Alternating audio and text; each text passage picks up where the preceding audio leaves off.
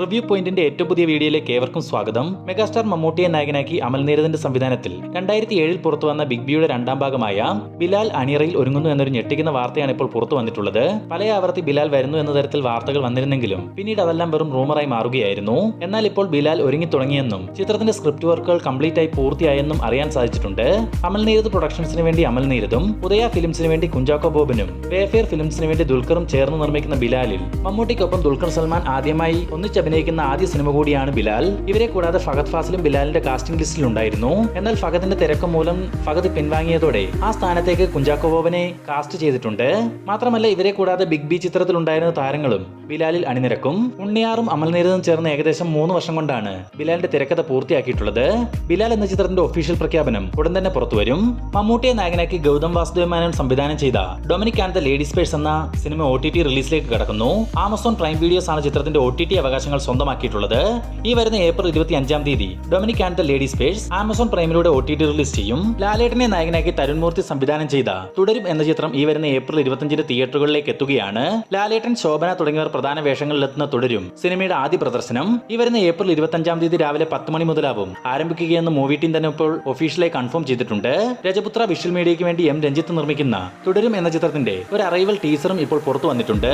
മഹേഷ് ബാബുവിനെ നായകനാക്കി SS രാജമൗലി സംവിധാനം ചെയ്ത് 1000 കോടി രൂപ ബഡ്ജറ്റിൽ അണിയറയിൽ ഒരുങ്ങുന്ന SSMP 29 എന്ന ചിത്രത്തിന്റെ റിലീസ് തീയതി അപ്ഡേറ്റ് ഇപ്പോൾ പുറത്തു വന്നിട്ടുണ്ട്.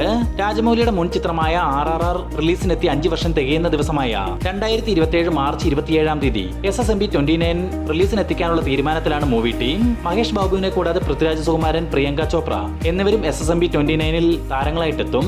സൂര്യയെ നായകനാക്കി കാർത്തിക് സുബ്രാജ് സംവിധാനം ചെയ്ത് ഈ വരുന്ന മെയ് 1-ാം തീയതി പുറത്തു വരാനിരിക്കുന്ന ഒരു ഗാങ്സ്റ്റർ റൊമാന്റിക് മൂവിയാണ് റെട്രോ. ചിത്രത്തിന്റെ കേരള വിതരണാവകാശം മെറിലാൻഡ് സിനിമാസ് സ്വന്തമാക്കിയിട്ടുണ്ടെന്ന് അറിയാൻ സാധിച്ചിട്ടുണ്ട്.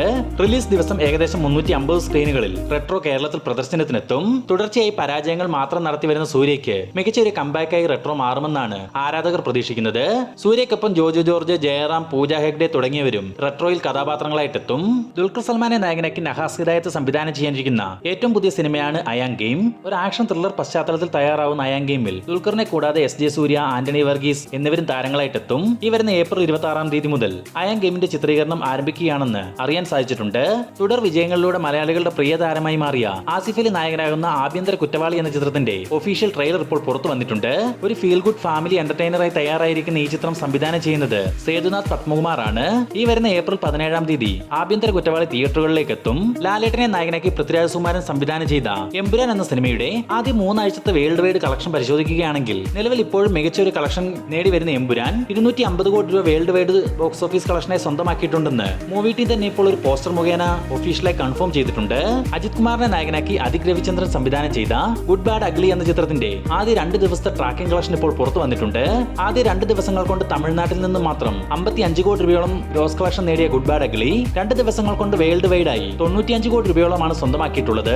അതേസമയം ബേസിൽ ജോസഫ് നായകനായിട്ടെത്തിയ മരണമാസ് എന്ന ചിത്രം റിലീസിനെത്തിയ ആദ്യ 2 ദിവസങ്ങൾ കൊണ്ട് കേരളത്തിൽ നിന്നും 2 കോടി 25 ലക്ഷം രൂപയും വേൾഡ് വൈഡ് ഗ്രോസ് ആയി 3 കോടി 90 ലക്ഷം രൂപയും സ്വന്തമാക്കിയിട്ടുണ്ടെന്ന് അറിയാൻ സാധിച്ചിട്ടുണ്ട്. ഈ വിഷു റിലീസിൽ വിന്നറായി മാറിയ ആലപ്പുഴ ജിങ്കാന എന്ന നസ്ലിൻ ചിത്രത്തിന്റെ ആദ്യ 2 ദിവസത്തെ കളക്ഷൻ പരിശോധിക്കുകയാണെങ്കിൽ കേരളത്തിൽ നിന്നും മാത്രം ആദ്യ 2 ദിവസങ്ങൾ കൊണ്ട് 5 കോടി 70 ലക്ഷം രൂപയോളം സ്വന്തമാക്കിയിട്ടുള്ള ആലപ്പുഴ ജിങ്കാനയുടെ 2 ദിവസത്തെ world wide box office collection 11 കോടി രൂപയും പിന്നിട്ട് 12 കോടി രൂപയിലേക്ക് എത്തപ്പെട്ടിട്ടുണ്ട്. മെഗാസ്റ്റാർ മമ്മൂട്ടി നായകനായിട്ടെത്തി തിയേറ്ററുകളിൽ നിന്നും മിക്സഡ് അഭിപ്രായങ്ങൾ സ്വന്തമാക്കിയ ബസൂക്കയുടെ ആദ്യ ദിനത്തെ official worldwide collection report ഇപ്പോൾ പുറത്തു വന്നിട്ടുണ്ട്. കേരളത്തിൽ നിന്നും 3 കോടി 25 ലക്ഷം രൂപയും റെസ്റ്റ് ഓഫ് ഇന്ത്യയിൽ നിന്നും 50 ലക്ഷം രൂപയും ഓവർസീസിൽ നിന്നും 3 കോടി 25 ലക്ഷം രൂപയും സ്വന്തമാക്കിയ ബസൂക്കയുടെ ആദ്യ ദിന world wide box office collection ഏകദേശം 7 കോടി രൂപയോളമാണ്. അപ്പോൾ ഇതുപോലുള്ള ഏറ്റവും പുതിയ സിനിമാ വാർത്തകൾ എത്രയും വേഗത്തിൽ അറിയാൻ നമ്മുടെ ഈ ചാനൽ ഇപ്പോൾ തന്നെ സബ്സ്ക്രൈബ് ചെയ്ത് നോക്കുക.